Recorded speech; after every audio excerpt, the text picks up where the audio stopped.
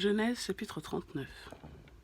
Quant à Joseph, on l'avait fait descendre en Égypte et Potiphar, l'officier du Pharaon, qui était chef des gardes, un Égyptien, l'avait acheté aux Ismaélites qui l'y avaient fait descendre. L'Éternel fut avec Joseph et la réussite l'accompagna. Il habitait dans la maison de son maître égyptien. Son maître vit que l'Éternel était avec lui et que tout ce qu'il entreprenait, l'Éternel le faisait réussir entre ses mains. Et Joseph trouva grâce aux yeux de son maître. Il l'employa à son service, l'établit responsable de sa maison et lui confia tous ses biens. Dès que Potiphar l'eut établi responsable de sa maison et de tous ses biens, l'Éternel bénit la maison de cet Égyptien à cause de Joseph, et la bénédiction de l'Éternel reposa sur tous ses biens, que ce soit à la maison ou au champ.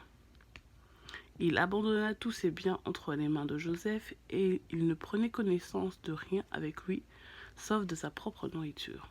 Or, Joseph était beau à tout point de vue. Après cela, la femme de son maître porta les yeux sur Joseph et dit « Couche avec moi ». Il refusa et lui dit « Mon maître ne prend connaissance de rien avec moi dans la maison. Il m'a confié tous ses biens. Personne n'est plus grand que moi dans cette maison, et il ne m'a rien interdit, sauf toi parce que tu es sa femme. Comment pourrais-je commettre un aussi grand mal et pécher contre Dieu ?»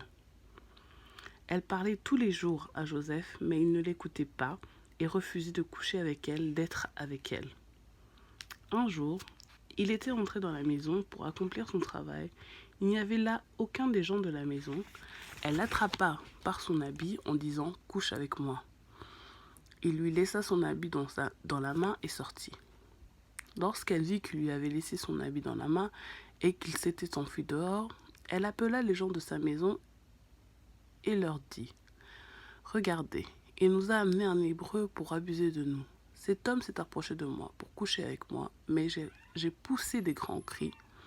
Quand il a entendu que je me mettais à crier, il a laissé son habit à côté de moi et est sorti. » Elle posa l'habit de Joseph à côté d'elle jusqu'à ce que son maître rentre à la maison. Et elle lui tint alors ce discours. « L'esclave hébreu que tu nous as amené s'est approché de moi pour abuser de moi.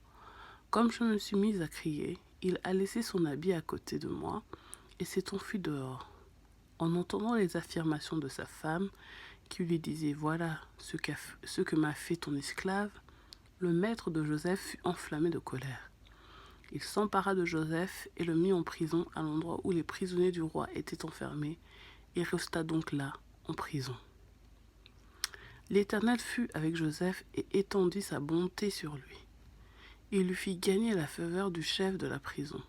Celui-ci plaça sous son autorité tous les détenus qui étaient dans la prison, et tout ce qu'on y faisait passer par lui. Le chef de la prison ne s'occupait pas du tout de ce qui était sous la responsabilité de Joseph, parce que l'Éternel était avec lui et faisait réussir ce qu'il entreprenait.